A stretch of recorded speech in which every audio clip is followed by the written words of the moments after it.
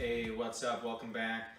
So today we're going to be opening up and reviewing the Redman Toys Dracula Red.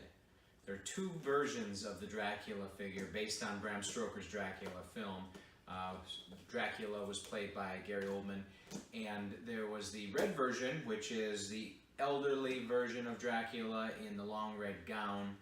And then there's the gray version, which was the younger version of him with the long hair and the top hat and funky sunglasses. So I ended up getting the red version, and we're going to take a look at it. All right, so as I said, this is from Redman Toys.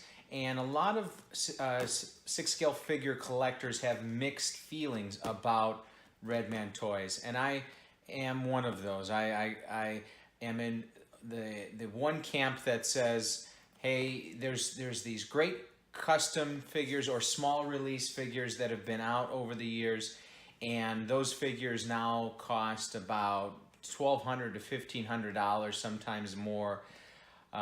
So Redman Toys came along and pretty much copied those figures and mass produced them. And so as a result, like for instance, the Dracula red version sells on eBay. I think Unsel is the one that made the original small batch release, and it's going for about $1,800.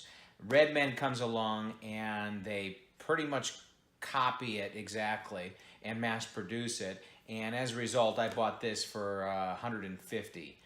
So you can see how, like, if I was the person who had the original figures, then I'd be like, wait a minute, I have all these figures that I paid $1,500 for, and now Redman comes along and makes copies of them and sells them for $150. That is devaluing the collection that I have. Maybe that's the case. I don't know. I don't have a lot of those figures because I wouldn't pay that much. So to me, this is a blessing to have this, because now I'm able to get those figures at a much cheaper cost. And it doesn't bother me that I don't look on the bottom and say it says Unsel or some other small batch release and hand-painted limited number edition. I just like the way the figure looks, and I like how it's going to look on my shelf. My neighbors and friends that come and look at my figure collection, they're not going to know the difference. So anyways, let's see what we got inside. Obviously not too much into the box. Maybe that's how they cut some of the cost. Definitely not too much. Another interesting thing is the way that they package the figures. It's like you gotta put the whole thing together yourself.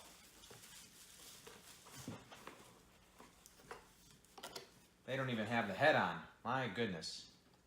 All right. I have everything? Okay. Yeah, very basics packaging. All right. One package of hands, one each. Looks like one razor, one sword, one head,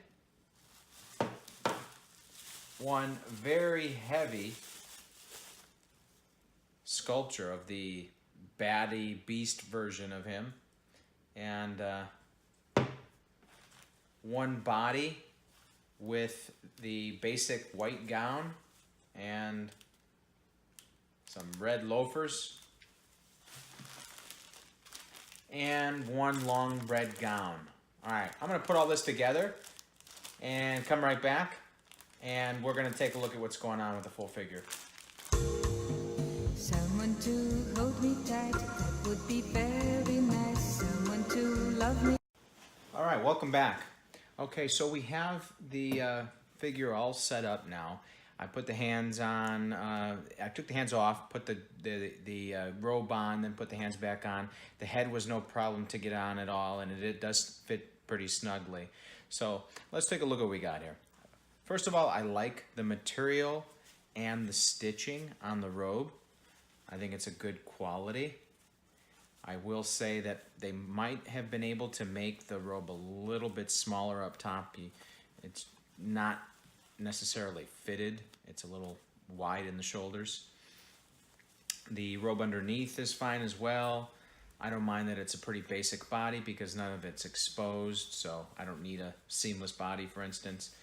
The shoes look kind of stupid, but you know, I couldn't remember from the film what kind of shoes he had, so that's fine with me because it's covered up as well. The hands have a cotton on them. Like I never noticed in the film that the bottom of his hands on his palms were hairy, but okay. The head sculpt, the head sculpt itself is awesome. I really do like the head sculpt. However, they could have done a better job with the painting because it just looks a little bland, like it's all one color. Like the hair doesn't look like hair, it just looks like his head sculpted like hair. They could have done a better job on the painting. This could be maybe have a wire in it so that it can be sculpted a little bit because it just kind of sticks out in the back there. This chain back here, this loop, could be a different color because I think it's supposed to be. But the head sculpt itself, very good. You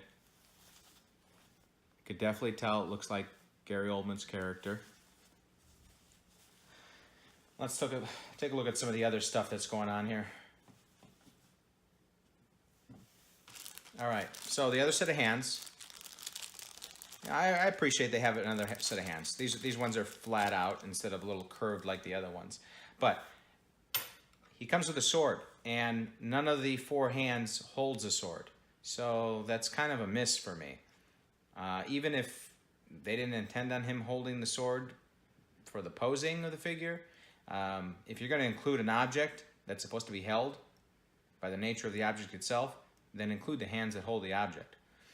However, I do like that the sword is metal, and it has good detailing on the handle as well.